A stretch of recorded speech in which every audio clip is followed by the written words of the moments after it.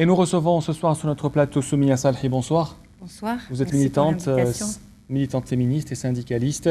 Depuis 2012, les Nations Unies ont décidé de consacrer une journée sur l'année pour parler des droits des filles en particulier.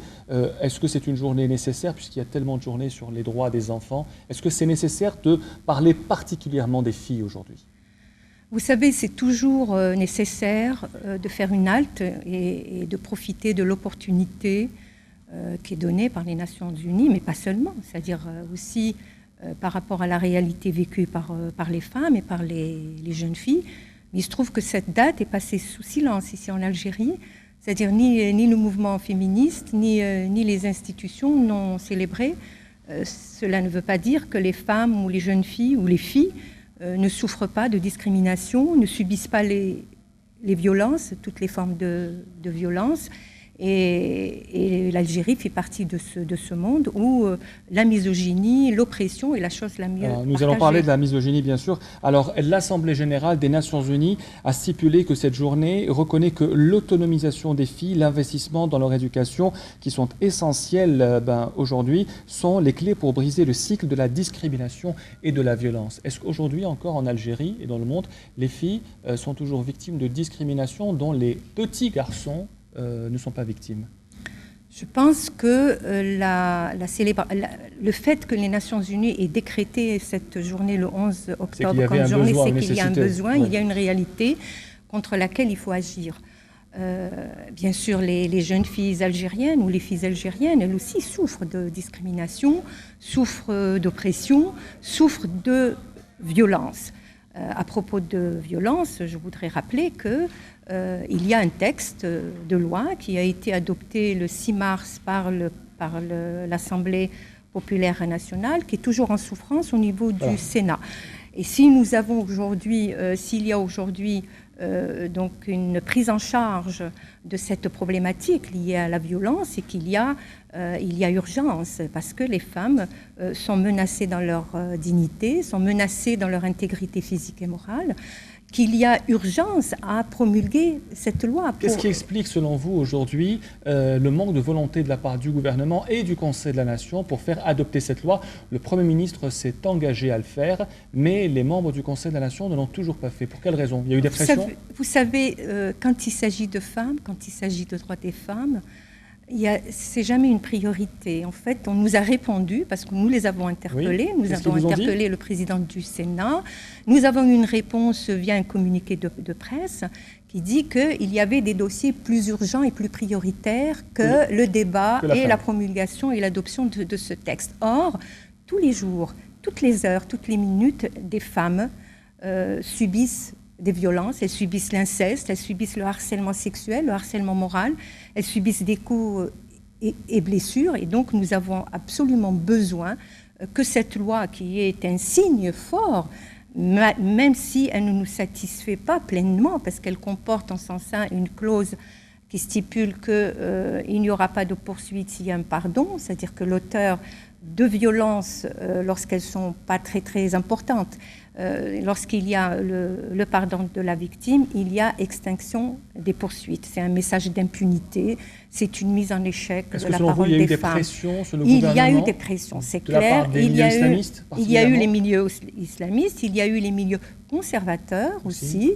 Nous avons entendu les hauts cris de tous ces conservateurs, et je suis étonnée et je constate que les hauts cris de ces conservateurs ont été entendus, mais les cris de détresse et la souffrance des femmes qui tous les jours subissent la violence ne sont toujours pas entendus par le Sénat. Que répondez-vous à ceux qui disent parmi ces conservateurs que la société algérienne n'est pas prête à adopter une telle loi? Mais je voudrais leur dire, est-ce qu'eux acceptent que leurs filles soient violées, que leurs femmes soient violées? Est-ce qu'ils acceptent que leurs sœurs soient traitées comme moins que rien, que ce soit au boulot, que ce soit dans la rue? Donc je pense que c'est une loi qui vient pour protéger. La loi, de toute façon, il faut le texte et son application. Je pense que nous avons besoin aussi de procédures, nous avons besoin de mécanismes, et nous avons besoin que la société prenne toute la mesure de la souffrance des femmes aujourd'hui en Algérie. On va parler maintenant des inégalités dont sont victimes les filles, puisque c'est la journée internationale des filles.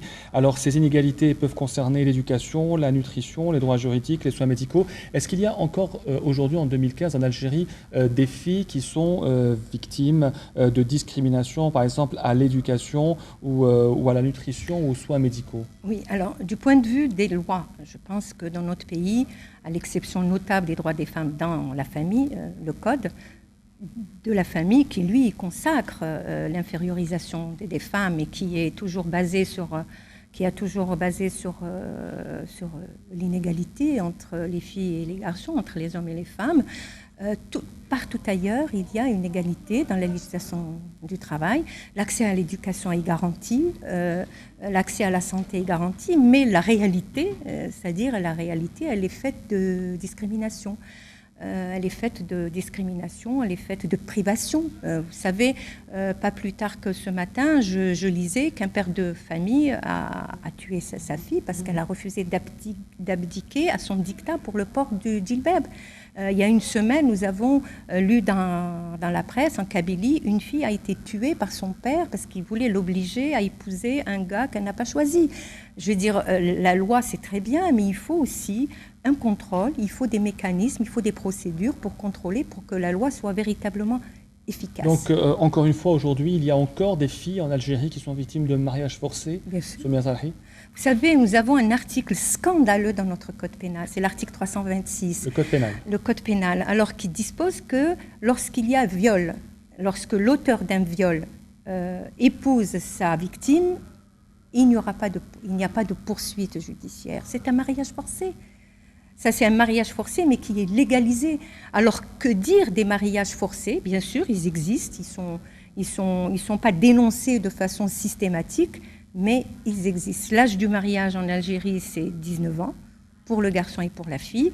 Nous avons plusieurs âges, en fait, en Algérie, parce qu'on a l'âge, on a la majorité à 18 ans, on a l'âge de discernement qui est à 13 ans, et nous avons 19 ans, c'est l'âge matrimonial, donc il y a plusieurs âges, et c'est pourquoi je dis aujourd'hui, on célèbre la jeune fille ou la fille, c'est-à-dire les Nations Unies nous donnent une tranche d'âge, 15-24 ans, je pense.